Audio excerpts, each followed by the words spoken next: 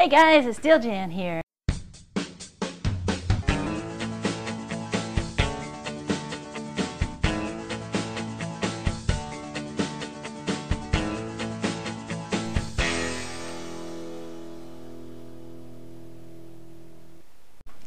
Well, hi guys, it's Steeljan here, and today I thought I'd show you a new mod that I built.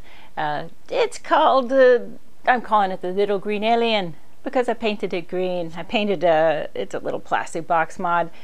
I covered it with a couple of layers of white primer, then about 4 layers of green, and then 2 layers of clear coat over the top to make the finish nice. I should show it to you up there on close-up. I'm not working with 2 cameras today. I had upper back surgery yesterday, and you're probably going to see this purple thing on my wrist. That's where they put the IV in. Oh, and before I tell you about the little purple, little green alien, I should show you I scored my IV tubing. Yeah, as I was coming out of the anesthesia, and they were unhooking me finally from the gear, I asked the nurse if I could have my my IV line, because I mean, she couldn't. She was funny about it and had to go ask, but in the end she gave it to me. But if you look at this, I mean, it's cool tubing. It's got a little check valve there. See, I'm thinking modding, yeah. Places where you put the IV junk in, a little on-off dealy, the little roller thing that says whether the IV's going or not, another little thing for point for entering stuff. I don't know all the stuff. And then another thing, and then this was where the needle was. So yes, I scored my own IV tubing so I could use it for modding. Yeah, pretty cool, huh? So now let's get back to this guy. This is my little green alien. And I want to thank USA Gold 101 for pushing me onto this idea. I kind of had not given it much thought until I saw his parallel battery mod. And I thought, you know what, that makes a lot of sense. Using 2 batteries in parallel, I could get it down to a much smaller mod and not worry so much with like making it variable voltage. I already know I am a lower voltage vapor. I'm not going to be pushing it to, no, 4.5 volts or 5 volts or 6 volts or anything like that. So variable voltage vaping is cool, but I don't necessarily have to have that much power in it, and that way I could make it smaller. And his mods where he makes them with the 2 parallel batteries told me, hey, that's a great idea, I think I'll do that. So I'm going to walk up there to the camera. Since I did just have back surgery, I'm feeling my pain meds today, so yes, I'm in no pain right now. Now, this is a 10440 battery, 2 10440 batteries. They are the size of AAAs, right? And so with AAAs, it's going to be the same 3.7 volt nominal. It's the but they are 4.2 coming off the charger. Here's my little green alien. And what I did was I took a Radio Shack switch that has the flapper on it that pushes a button down underneath of it like that. Okay, so here's the Radio Shack website, and here's the switch I use. So you can see the little metal clapper thing, the little metal thing that goes down, and the actual push button's right under here. So I whacked this off. I also whacked off the pin that makes it normally close. I didn't need that. And I folded these 2 over, and so that's your common, and that's your, for me, that's going to the minus on my batteries. Then I mounted it in this neat little compartment in this AAA battery box upside down and drilled a hole. And then I'll show you what this little rubberized button is when I get back to the chair. Here's where the AAA batteries go. This was just a piece of packing material off of I think it was like out of a printer or something to help hold the box together. And I thought that would look cool on a mod, and I put it in my modding tackle box. And of course there's the atomizer battery connection. So as you can see, this is a very easy mod to do. I just, instead of these 2 batteries being in series, I took it and put it so my 2 grounds are here, my 2 positives are there, and the batteries go in like this.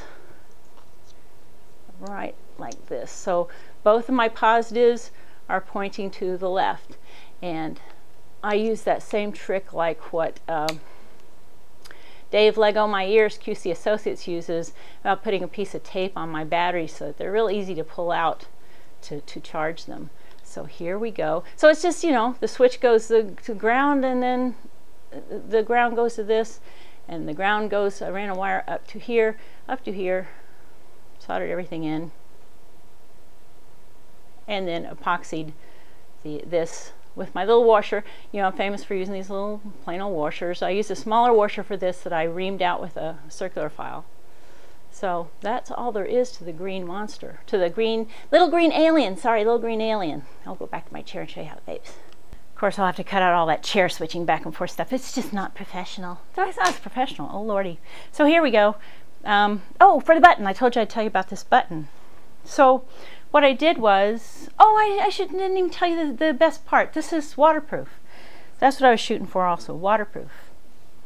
Okay. I do have a vent hole on the bottom, but if I'm going near water, any place where it might go in water and anything, I can just put a piece of cellophane tape over the top of my vent hole. If the batteries ever did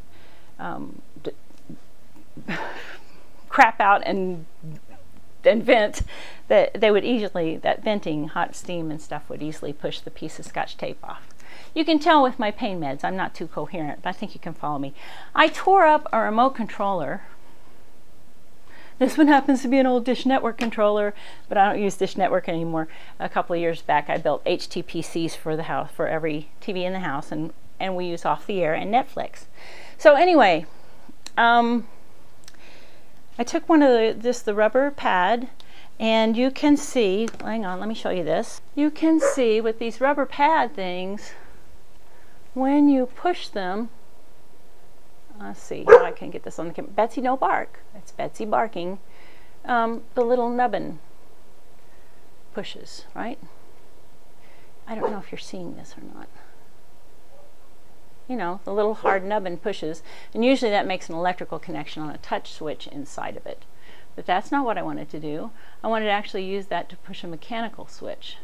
There, I think you can see it better. So I want to push that mechanical switch. So I epoxied in the rubber nubbin and trimmed off the excess, oops, trimmed off the excess above. And now I've got a waterproof PV. I wanted one to be able to go swimming and have a PV with me that I knew if I crapped it out, I'd wasted all of about $5. That's about all this mod costs to build. And so I wasn't going to cry over lost or damaged, and it would be relatively safe. The other thing is too, with 10440 batteries, you don't get as much hot gas venting out if the batteries do corrupt, if they do self-destruct. But these are protected batteries. Always use lithium-ion protected batteries. So here we go. Let's see how it vapes.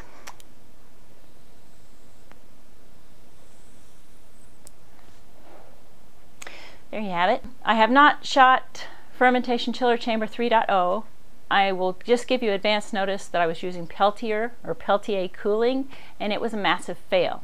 So I will show and tell you all about why it was a massive fail, I think, in an upcoming video. I've just not been able to do that with this back surgery impending. And now, anyway, while I'm on my good pain meds and I'm feeling good, I better just say goodbye for now. Steeljan out, bye. Steeljan.